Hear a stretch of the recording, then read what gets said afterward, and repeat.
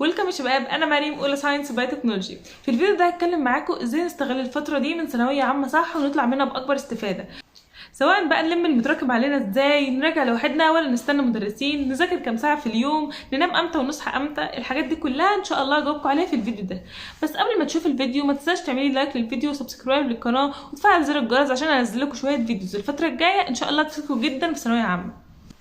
ما نزلتش عملتيه لايك ليه؟ انت يعني مستنيه اقول لك تاني؟ انزل اعملي لايك بقى وسبسكرايب، مش بنبح قلب انا في الفاضي. طبعا الفتره دي المدرسين هيدولك اسبوعين اجازه، سواء كنت اونلاين او كنت سنتر، فانت هتاخد اسبوعين اجازه. هيقول لك بقى استمتع بحياتك واطلع وتفسح وما تكبتش نفسك عشان السنه لسه طويله والكلام ده كله. اول حاجه اللي هيعمل كده مين؟ اللي مخلص خالص ومش هيستمتع بالاسبوعين كمان. يعني انت هاخد لك يومين بس كفايه وكمل مذاكره. انما اللي متراكم عليه زي اللي بيسمع الفيديو دلوقتي مش هتاخد اجازه، خد لك يوم واحد منهم اجازه كفايه عليك. انت هتقعد كده بكتبك تجيب ماده تشوف ايه المتراكم عليك تكتبه. يعني مثلا وليكن الاحياء، مخلص مثلا انت الدعامه والهرمونات كويس جدا وعندك التكاثر لسه ما فتحتوش ولا تعرف عنه حاجه، هتقوم كاتب 5 دروس التكاثر وتقسمهم بقى، سواء بقى عايز تذاكرهم على الاسبوعين، عايز تذاكرهم في اسبوع واحد. هتكتب مثلا الدرس الاول في التكاثر في النبات تذاكره يوم السبت، هراجع عليه تاني يوم الاحد وهكذا.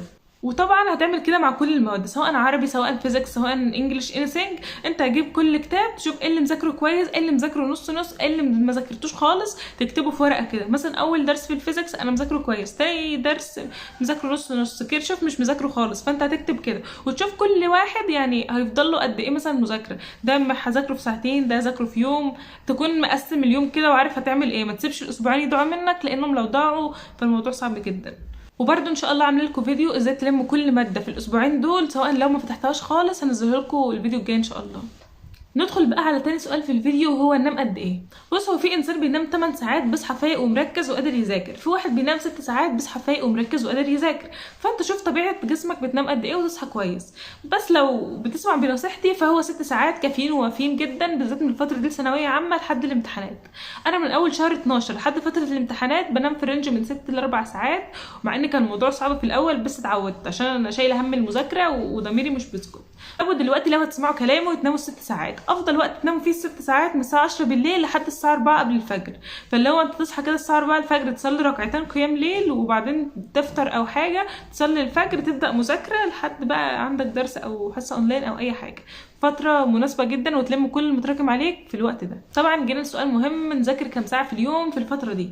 من اول فتره دي لفتره الامتحانات انت ما ينفعش تذاكر اقل من 8 ساعات في اليوم.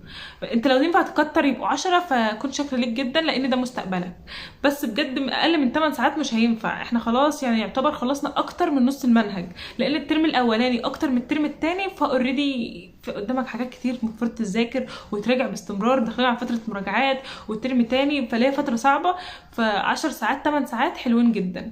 وبرده الثمان او ال10 ساعات اللي هتذاكرهم دول لازم يكونوا مقسمين، يعني مثلا ما تقولش هذاكر 10 ساعات كلهم الصبح هذاكرهم كلهم بالليل او كده، لا. يعني مثلا خلي 10 ساعات دول فترات، يعني مثلا هذاكر منهم 5 ساعات الصبح بين كل ساعتين وساعتين ربع ساعه او حاجه، والربع ساعه دول يا ريت يكونوا بعيدا عن الموبايل او اي حاجه بتشتتك. اصلا الفتره دي ابعد عن الموبايل خالص في ثانويه عامه لانه هلاك. انت ممكن تروح تقف في البلكونه تشرب عصير فريش وريفر اي حاجه من دي، بس ابعد عن الموبايل خالص. دلوقتي بقى وصلنا لاهم سؤال في الفيديو، هو ابدا مراجعه على الترم الاولاني لوحدي ولا استنى المدرسين يعملوا مراجعه وراجع معاهم وخلاص؟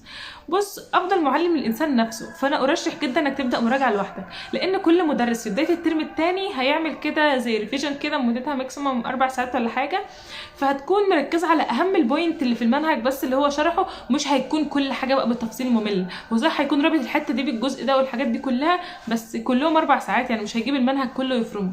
انت خليك راجع لوحدك، جيب كل درس بالدرس وراجع واكتب الحاجات المهمه واعمل ملخص والحاجات دي كلها لوحدك وذاكر لوحدك. وبرده اسمع مراجعتهم، يعني مش هقولك فاكس المراجعه، لا، مراجعتهم بتكون مهمه جدا بس لازم تكون انت مراجع لوحدك قبل المراجعه بتاعتهم. ولو وصلت لهنا في الفيديو ما تنساش تعملي لايك للفيديو وسبسكرايب للقناه وتفعل زر الجرس عشان هنزل لكم الفتره الجايه ان شاء الله شويه فيديوز كويسه جدا وهتفيدكم جدا في الفتره الجايه في ثانويه عامه، سواء بقى ملخصات للمواد، ازاي تلم المنهج، متراكم عليك تاني اوريدي ايه اسنج من الحاجات دي ان شاء الله هحلها لكم. اكتبوا لي في الكومنتس اي حاجه عايزين تعرفوها.